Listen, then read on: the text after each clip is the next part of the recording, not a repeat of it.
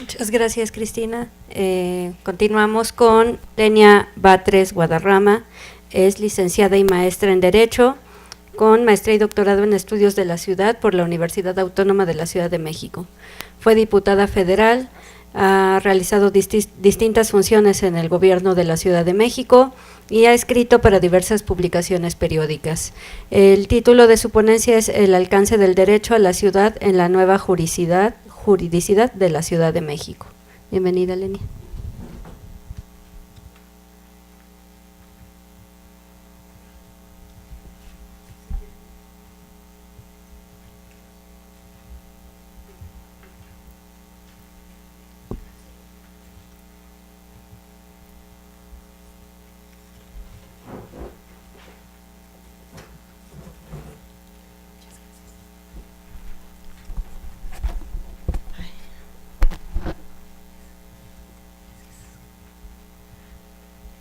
Hola, muy buenas tardes a todos.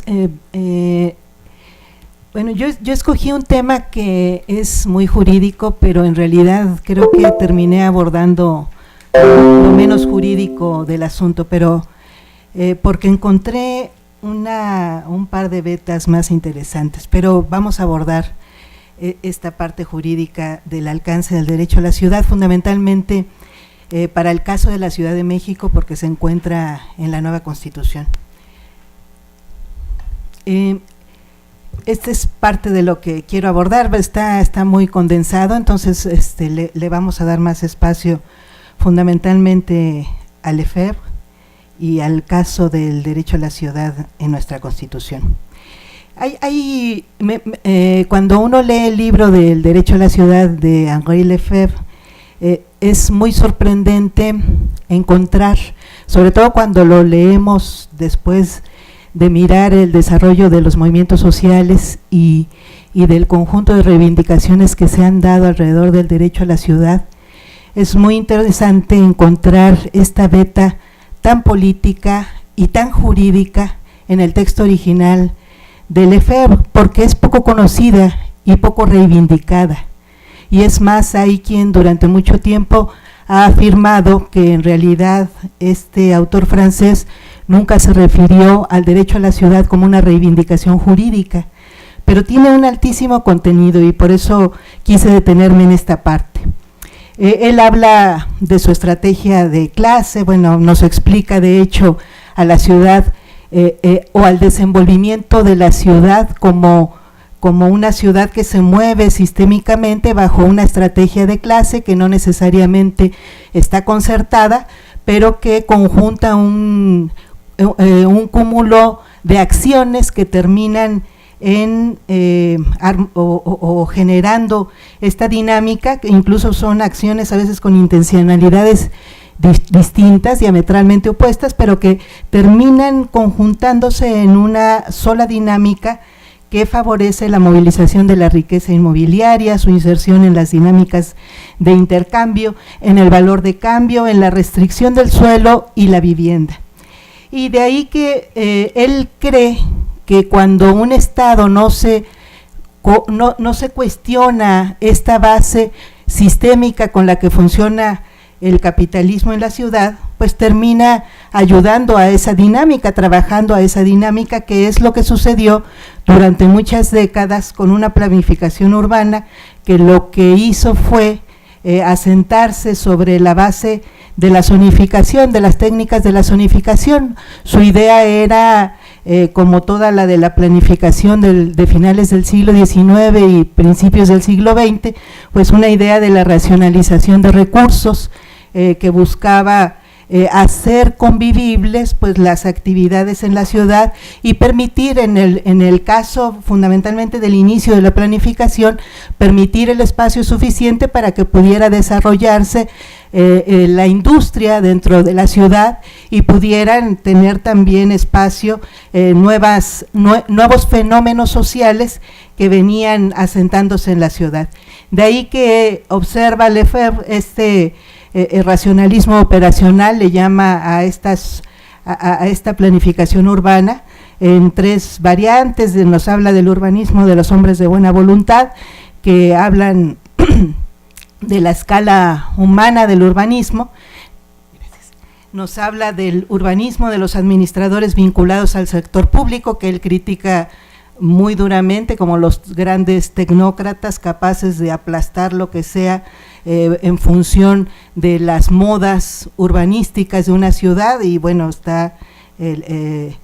muchos ejemplos que tenemos en nuestra historia. Y nos habla también del urbanismo de los promotores, que es el directamente de los beneficiarios de los proyectos, de los desarrollos en términos de mercancía, y que bueno, no disimulan, van a lo que van y venden, simplemente son comerciantes.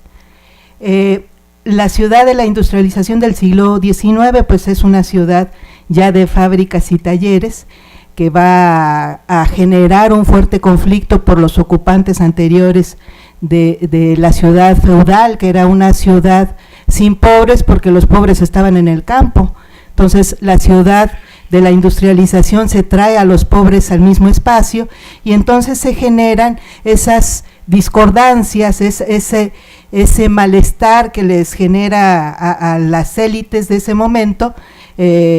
y aparecen estos personajes como el barón Haussmann para abrir avenidas, borrar callejuelas, barrer con barrios sórdidos y generar una idea de orden. La idea del orden es una idea que nace con la planificación y con el urbanismo, es una idea esteticista, como bien sabemos, de la ciudad. En el auge de la posguerra del siglo XX, ya con una fuerte crisis de la vivienda, bueno, que además fue la crisis de las pobrezas, y por eso también se dan los grandes movimientos que terminan con muchos derechos. El más importante creador del derecho de los trabajadores se da justamente en estas épocas, pero también se dan estos movimientos alrededor de la vivienda, se dan movilizaciones y reivindicaciones de esta pobreza o estas formas de pobreza urbana, que van a terminar incorporando como una función permanente del Estado la construcción de la vivienda para las clases más humildes. Y nos dice aquí Lefebvre que al mismo tiempo pues va a generar dos realidades que van a subsistir en las siguientes décadas, y bueno, pues hasta nuestros días, como dos creaciones de ciudad, que son esta ciudad unifamiliar y una ciudad de la vivienda unifamiliar y una ciudad de la vivienda multifamiliar. Como va a seguir predominando una ideología que nace con la planificación del urbanismo bonito, del urbanismo de la vivienda unifamiliar, que la vende como un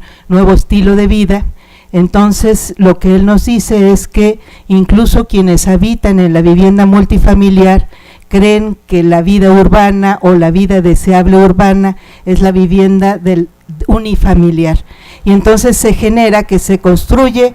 el imaginario tanto de la planificación como buena parte de la construcción social de las ciudades va a darse alrededor de la vivienda unifamiliar, y va a ignorar, por lo tanto, el conjunto de fenómenos que se van generando alrededor de la vivienda multifamiliar, simplemente porque no es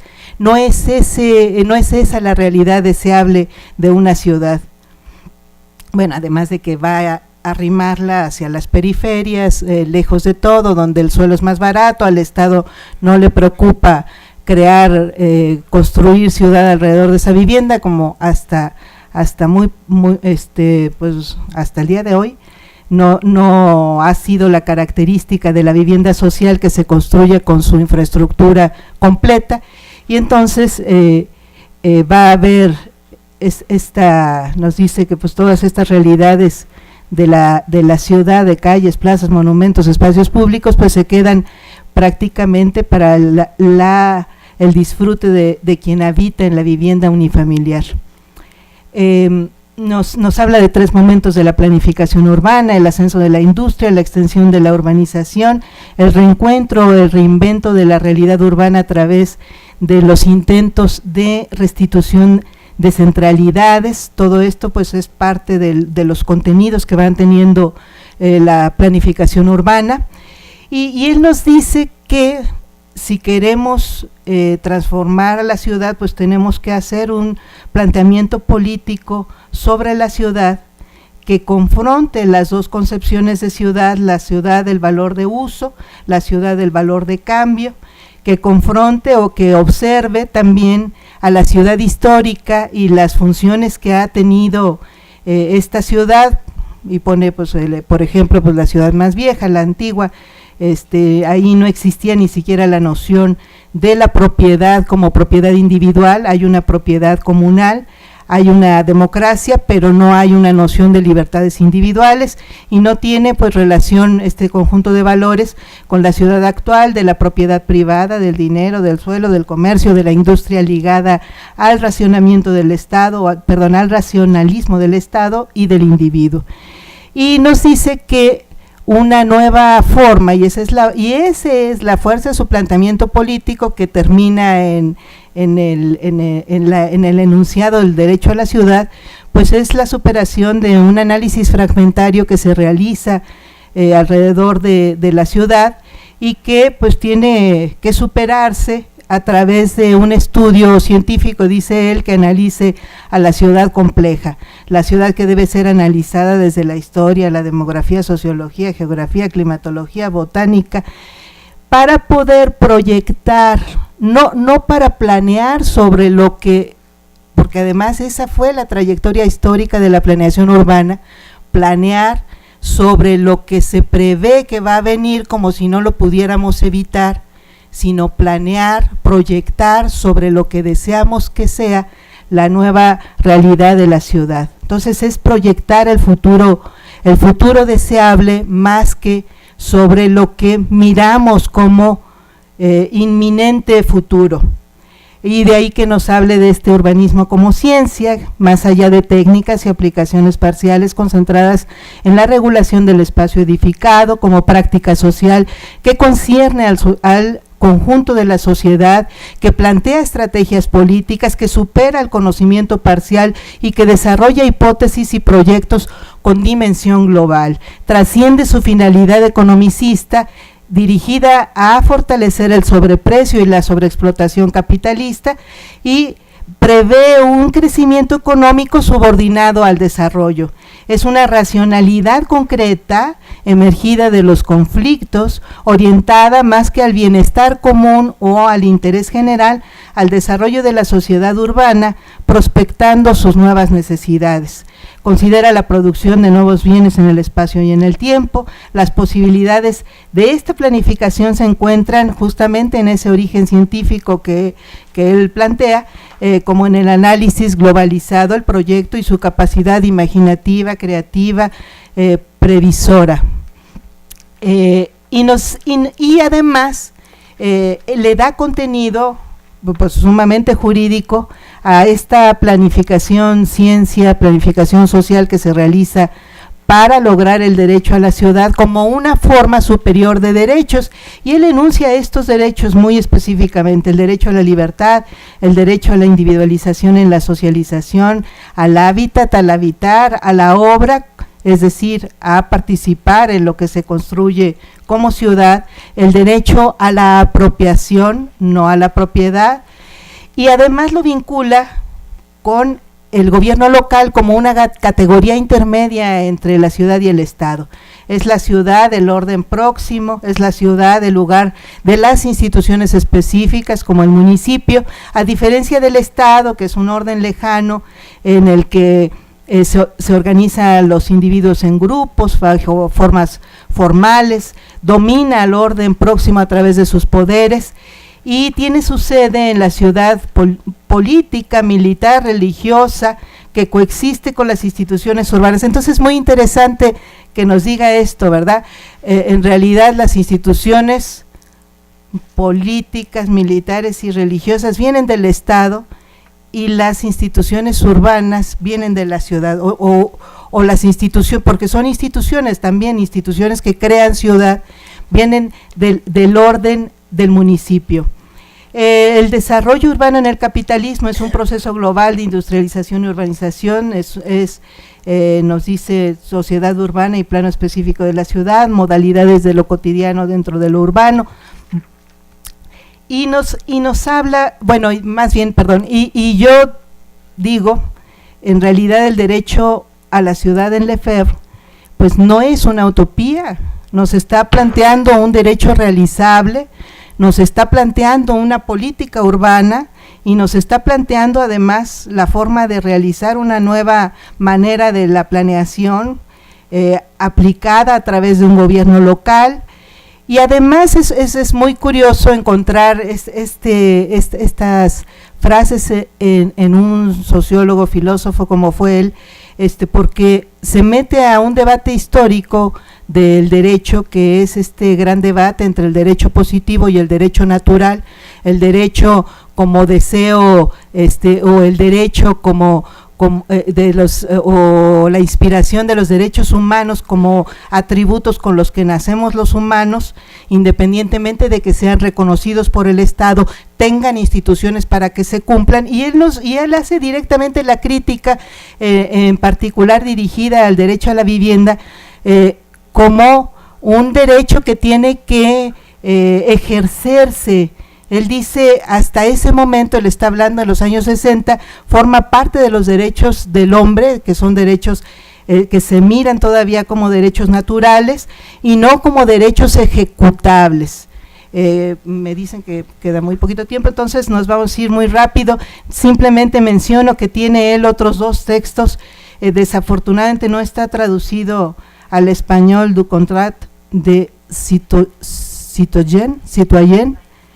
no está traducido, pero este es un texto que conocemos por medio de Decio Fernández, que plantea además, y que recoge muy bien Jordi Borja en realidad, que plantea un nuevo pacto de ciudadanía a nivel local. Es todavía un planteamiento más político, es el planteamiento más político que tiene Lefebvre al respecto. Y bueno, pues ya digo, sabemos muy bien estas dos connotaciones que se hacen del derecho a la ciudad y la diferencia que tiene entre Harvey y Jordi Borja, la vía revolucionaria y la vía reformista. Jordi Borja pues le da un espacio muy jurídico, también un gran contenido jurídico, que además entiendo yo que es la inspiración y la forma directa que retoman las cartas por el derecho a la ciudad, que van formulándose y que van impulsando los movimientos sociales alrededor del mundo, en México muy importantemente a través de las organizaciones del movimiento urbano popular y organizaciones civiles, que no solamente le dan fuerza, sientan al gobierno a firmar un pacto, sino que además garantizaron hasta el último instante que ingresara a la Constitución de la Ciudad de México, y hasta el día de hoy siguen impulsando que se convierta en contenido concreto en cada una de las leyes que se han ido actualizando o que se han ido aprobando ya bajo la nueva dirección jurídica de la Constitución Política de la Ciudad de México. Tiene estas dimensiones que son muy importantes, ya no me explayo más: ejercicio pleno de ciudadanía, gestión democrática de la ciudad, función social de la propiedad y de la ciudad, derecho colectivo de los habitantes. Tiene estos componentes. Bueno, tampoco me voy a detener aquí, pero sí menciono las dimensiones jurídico-políticas del derecho como hábitat, del derecho al hábitat, del derecho a sentirse parte de la ciudad, el derecho a vivir dignamente en la ciudad, el derecho a la convivencia, el derecho al gobierno de la ciudad, el derecho a la igualdad de derechos. Y por supuesto, bueno, digo, no hay mucho tiempo ya para detenerme en la parte concreta, normativa. Se ha establecido, se dice que el primer lugar en donde se establece ya como normativamente es Colombia, aunque no se le menciona como tal, simplemente se menciona la función social de la propiedad y de la ciudad en la Constitución colombiana. Se establece en realidad ya expresamente por primera vez en Brasil, después en Ecuador, con diferencias fuertes. Bueno, aquí está el contenido de estos artículos. y bueno, se establece en la Constitución Federal de Brasil del 88, en el Estatuto de Ciudad ya de Brasil tiene un mayor contenido en su Constitución de en la Constitución de Ecuador del 2008, en la Constitución Política de los Estados Unidos Mexicanos en el 76 no se regula como derecho a la ciudad, pero sí se regula, y nos lo ha hecho notar muy claramente Antonio Azuela, esta preeminencia del interés público y una incipiente figura de función social de la propiedad desde el artículo 27 constitucional. Y donde se establece en realidad por primera vez en México es en la Ley General de Asentamientos Humanos, Ordenamiento Territorial y Desarrollo Urbano de 2016, muy impulsado entre otros por la doctora Sicardi, y se establece muy claramente pues en la Constitución Política de la Ciudad de México. Aquí tenemos, en realidad ha sido un reto interesantísimo el poderle dar factibilidad y traducción ya en actos concretos programáticos, pero además jurídicos a este artículo 12 que dejó muy insatisfechas a las organizaciones sociales porque querían un contenido todavía más fuerte, pero viene muy reforzado por el artículo 13 de la ciudad habitable, viene muy reforzado, bueno, por un concepto del espacio público muy amplio y muy social, viene reforzado por las finalidades de un sistema de planeación y evaluación que está estableciendo la nueva Constitución de la ciudad, que además obliga a que todos los actos de gobierno refieran qué derechos humanos están buscando concretizar, es decir, no puede haber una planeación ya en la ciudad que sea ajena, paralela e incluso contrapuesta, como ha sucedido históricamente, al cumplimiento de los derechos individuales y sociales de los habitantes de la ciudad. Bueno, hasta ahí me quedo, ya estos cuadros pues eran un exceso, y bueno, por supuesto responden a dos conceptos muy distantes de justicia y de igualdad, esta idea del estado de bienestar a través de la cercanía de las posiciones que ocupamos los seres humanos en una sociedad, a diferencia de la supuesta igualdad de oportunidades, que en realidad genera enormes distancias que al día de hoy van a tener en una inequidad históricamente o más bien de récord histórico actual como lo tenemos. Y un último, con eso cierro, se hacen muchas, bueno, no muchas, pero se sigue en realidad cuestionando la factibilidad del derecho a la ciudad, que en realidad retoma pues el cuestionamiento histórico de la factibilidad de los derechos sociales. Hay algunos autores como Abramovich, Pisarello, el propio Ferrajoli, que han generado, ya tampoco hay tiempo para eso, pues mucha teoría de los instrumentos jurídicos que afortunadamente se han creado en las instancias internacionales y de una nueva doctrina de cumplimiento de los derechos sociales en el mundo. No me detengo en esa, me voy a detener y termino con dos objeciones que se le hacen al derecho a la ciudad, que